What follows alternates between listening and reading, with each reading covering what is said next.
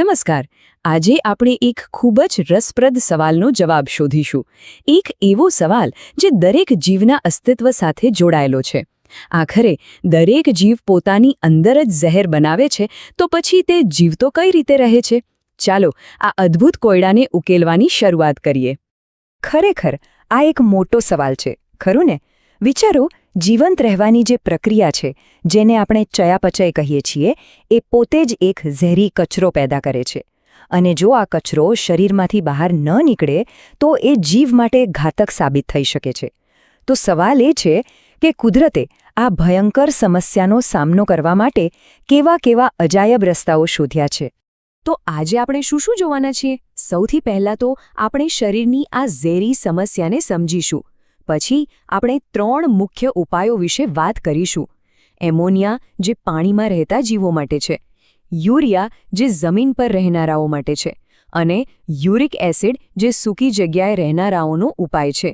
અને છેલ્લે આપણે એ પણ જોઈશું કે આ કામ કરવા માટે કેવા ખાસ અંગો હોય છે. ચલો તો શરૂ કરીએ વિભાગ 1થી. સૌથી પહેલાં એ સમજીએ કે આખી સમસ્યા છે શું. જો જીવતા રહેવું એટલે શરીરમાં સતત કંઈક ને કંઈક રાસાયણિક પ્રક્રિયાઓ ચાલતી રહેવી. અને સ્વાભાવિક છે કે જ્યાં પ્રક્રિયા થાય ત્યાં થોડો કચરો કે આડપેદાશ તો બનવાની જ. આ કચરો ત્યારે બને છે જ્યારે આપણું શરીર પ્રોટીન અને ન્યુક્લિક એસિડ જેવા તત્વોને તોડીને તેમાંથી ઊર્જા મેળવે છે. અને આ કોઈ સાધારણ કચરો નથી. આ નાઇટ્રોજનયુક્ત કચરો ખરેખર ઝેરી હોય છે, એટલે એને શરીરમાંથી બહાર કાઢવો ખૂબ જ જરૂરી છે. અને આ કચરાના મુખ્ય 3 પ્રકાર છે: એમોનિયા, યુરિયા અને યુરિક એસિડ. આખી વાતને એકદમ સરળ રીતે સમજવી હોય તો એને આપણા ઘરમાંથી કચરો કાઢવા જેવું સમજો. દરેક પ્રાણીની કચરો કાઢવાની રીત અલગ અલગ હોય છે. એનો આધાર એના પર છે કે તે ક્યાં રહે છે અને એની પાસે પાણી કેટલું છે. બસ આ જ સરળ ઉદાહરણથી આપણે આગળ વધીશું. તો ચાલો હવે આપણે પહેલા ઉપાય પર જઈએ. આ ઉપાય સૌથી સીધો સાદો છે, પણ એની માંગ પણ સૌથી વધુ છે.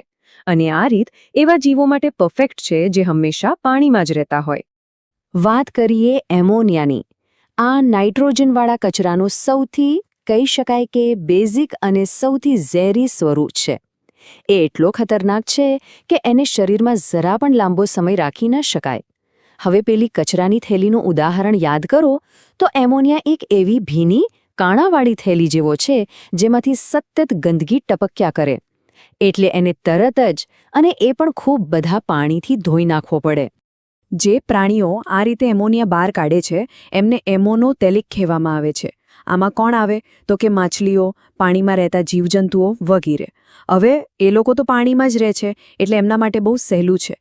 એ લોકો સીધો એમોનિયા પોતાની ઝાલર કે શરીરની સપાટીમાંથી આજુબાજુના પાણીમાં છોડી દે છે.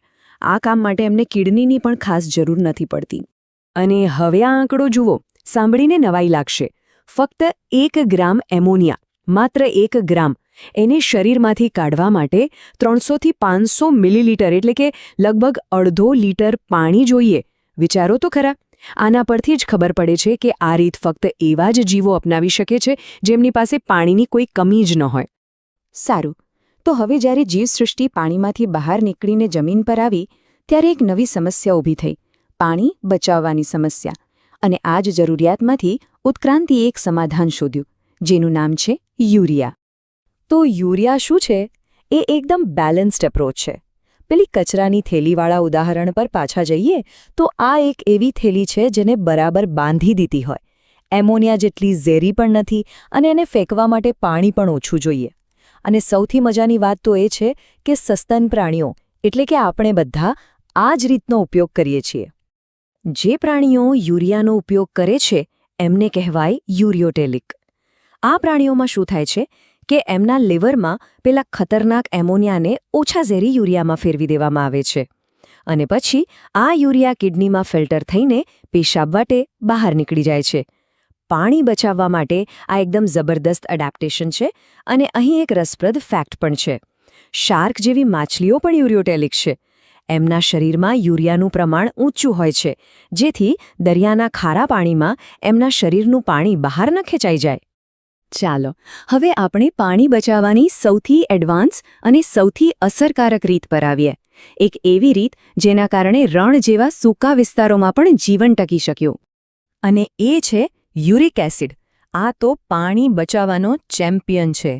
ફરીથી પેલું કચરાનું ઉદાહરણ લઈએ તો આ જાણે કે બધો કચરો ભેગો કરીને એને દબાવીને એમાંથી પાણી કાઢીને એકદમ સૂકી ઈંટ બનાવી દીધી હોય એવું છે. આને બહાર કાઢવા માટે પાણી તો જાણે કે જોઈતું જ નથી, એટલું ઓછું જોઈએ છે. પક્ષીઓ, સરીસૃપો એટલે કે સાપ, ગરોળી અને જીવજંતુઓ આ રીતનો ઉપયોગ કરે છે. એમને યુરિકોટેલિક કહેવાય. યુરિક એસિડની ખાસિયત એ છે કે એ સૌથી ઓછો ઝેરી છે અને પાણીમાં લગભગ ઓગળતો જ નથી. એટલે જ આ પ્રાણીઓ એને એક પેસ્ટ કે પછી સૂકી ગોળીઓના રૂપમાં શરીરમાંથી બહાર કાઢે છે. આનાથી પાણીનો બગાડ એકદમ ઓછો એટલે કે લગભગ શૂન્ય થઈ જાય છે. ઓકે, તો અત્યાર સુધી આપણે 3 અલગ અલગ રીતો જોઈ.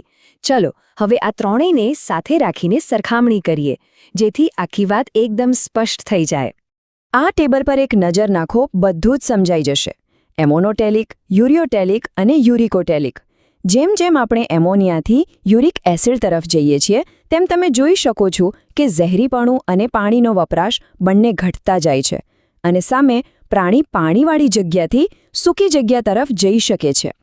આ સીધો સંબંધ બતાવે છે કે કોઈ પ્રાણી ક્યાં રહે છે અને એ કચરો કેવી રીતે કાઢે છે. કુદરતનું કેટલું અદ્ભુત એડજસ્ટમેન્ટ છે, નહીં? સારું, તો આપણે એ તો જોયું કે કયા પ્રાણીઓ કયો કચરો બહાર કાઢે છે. પણ સવાલ એ છે કે આ કામ કરવા માટે એમની પાસે કેવા ઓજારો એટલે કે કેવા અંગો હોય છે. ચાલો ફટાફટ એક ટૂર કરીએ અલગ અલગ પ્રાણીઓના ઉત્સર્જન અંગોની. શરૂઆત કરીએ એકદમ સાદા જીવોથી.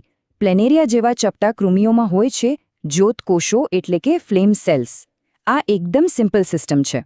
આ કોષો મીણબત્તીની જ્યોતની જેમ સખત હાલતા રહે છે અને વધારાનું પાણી અને કચરો શરીરમાંથી બહાર ધકેલી દે છે. સમજો કે એકદમ બેઝિક લેવલની પ્લમ્બિંગ સિસ્ટમ. હવે થોડા આગળ વધીએ તો અળસિયા જેવા જીવો આવે છે. એમની પાસે હોય છે ઉત્સર્ગિકા. આ એના શરીરના દરેક ભાગમાં આવેલી એક નાની ગૂંચળાવાળી પાઇપ જેવી રચના છે. એનું કામ આપણી કિડની જેવું જ છે, પણ બહુ જ નાના પાયે. શરીરના પ્રવાહીને ફિલ્ટર કરીને કચરો અલગ કરવાનું. જીવજંતુઓની સિસ્ટમ તો એકદમ ક્લેવર છે. એ લોકો માલ્પિડિયન નલિકાઓ વાપરે છે. આ પાતળી પાતળી નળીઓ શરીરમાંથી કચરો ચૂસીને સીધું એમના આંતરડામાં નાખી દે છે. પછી આંતરડામાંથી બધું જ પાણી પાછું શોષી લેવાય છે. એટલે બહાર શું નીકળે? ફક્ત સૂકો યુરિક એસિડ. આ જ તો એમનું સિક્રેટ છે ઓછા પાણીમાં જીવવાનું. અને છેલ્લે વાત કરીએ ઝીંગા જેવા જીવોની. એમની પાસે હોય છે હરિત ગ્રંથિઓ કે પછી ગ્રીન ગ્લેન્ડ્સ. અને સૌથી અજીબ વાત એ છે કે આ ગ્રંથિઓ એમના માથા પર એન્ટેનાની બરાબર નીચે આવેલી હોય છે. કામ તો એ કિડની જેવું જ કરે છે, લોહીને ફિલ્ટર કરવાનું. એમના પાણીમાં રહેવાના જીવન માટે આ એકદમ પરફેક્ટ સિસ્ટમ છે. તો આપણે જોયું કે કેવી રીતે જીવસૃષ્ટિએ પોતાના જ શરીરમાં બનતા ઝેર જેવી ગંભીર સમસ્યાનો સામનો કરવા માટે કેટલી અદ્ભુત અને અલગ અલગ રીતો શોધી કાઢી છે. આ જોઈને એક વિચાર જરૂર આવે છે કે ભવિષ્યમાં બદલાતા પર્યાવરણ અને નવા પડકારોનો સામનો કરવા માટે ઉત્ક્રાંતિનો આગામી ચમત્કાર શું હશે.